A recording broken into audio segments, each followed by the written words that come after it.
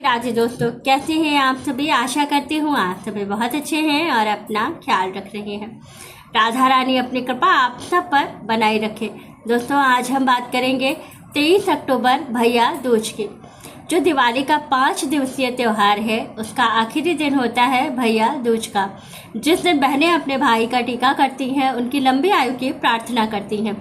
इस दिन कुछ विशेष नियम के अनुसार पूजन किया जाता है और इसके बाद से भाई का टीका किया जाता है।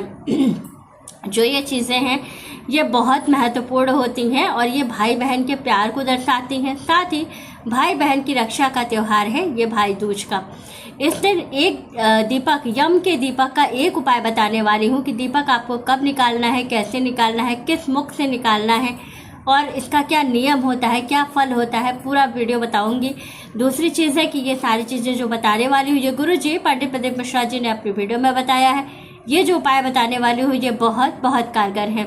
ये जो उपाय है ये शिव महापुराण में वर्णित है और इसका वर्णन विशेष रूप से भाई दूज के दिन करने का नियम है कि यम का जो दीपक होता है, इस दिन जो बहनें अपने घर में, चाहे वो ससुराल में है या अपने मायके में है, जिनकी अभी शादी नहीं भी हुई है, वो कन्याएं भी अपने भाई के लिए, अगर उनके छोटे या बड़े भाई हैं और उनके लिए वो ऐसा करती हैं तो उनको बहुत लाभ होता है। साथ ही भाई की आयु लंबी होती है। और दूसरी चीज़ है कि बहन का जो, अगर शादीशुदा बहनें हैं तो उनका सौभाग्य बढ़ता है।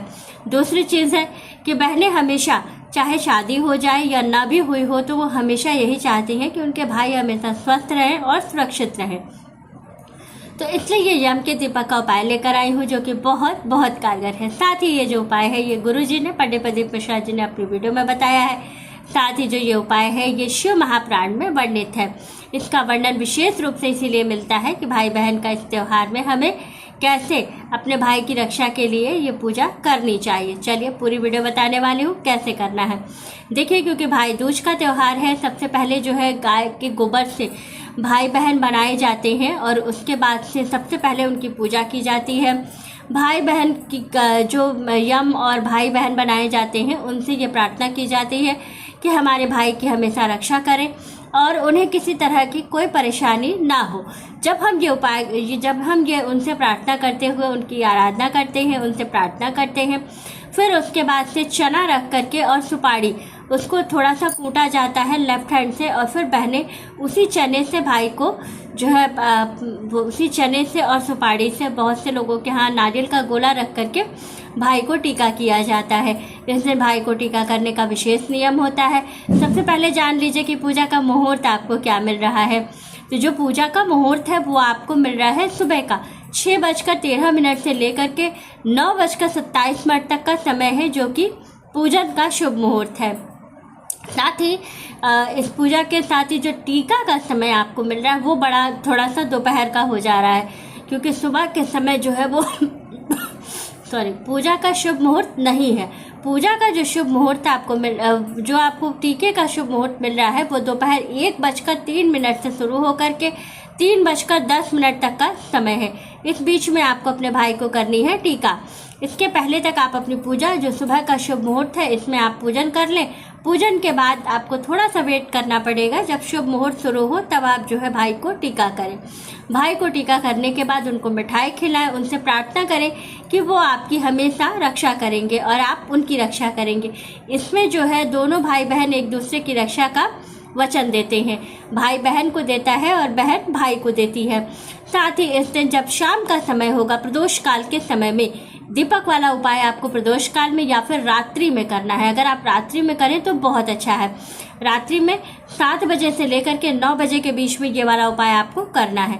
कैसे करना है? एक मिट्टी का दीपक लीजिएगा, दीपक के अंदर चौमुखी दिया बनाना है आपको। कैसे बनाएंगे? तो बाती को ऐसे लगाना है कि वो 4 तरफ से जलाई जा सके और उसके बाद से उसमें क्या करना है, आपको थोड़ा सा सरसों का तेल डालना है। इतना डालिएगा कि कम से कम 2 घंटे तक आपका दीपक जल सके। तो इस बात का ध्यान रखिएगा। घर के मंदिर में ये सारी चीज़ें करने के बाद वहीं पर घर के मंदिर में ही आपको दीपक जला लेना है और फिर दीपक को लेकर के भाई और बहन दोनों लोग घर के बाहर निकलेंगे। घर के बाहर के बाद जो पहला चौराहा आपके घर के बाद पड़ता है, अगर मान लीजिए कि आपके घर के बाद बहुत दूर पर चौराहा है तो क्या करेंगे, तो आप क्या करिएगा, घर से कुछ दूर जा कर के, कम से कम 15 से 20 कदम आगे जा कर के उस दीपक को रख दीजिएगा। और अगर घर से थोड़ी दूर पर कोई चौराहा है तो वहाँ जा कर के ये ध्यान रखिएगा कि दीपक आपका बुझे नहीं, दीपक जलता रहना चाहिए।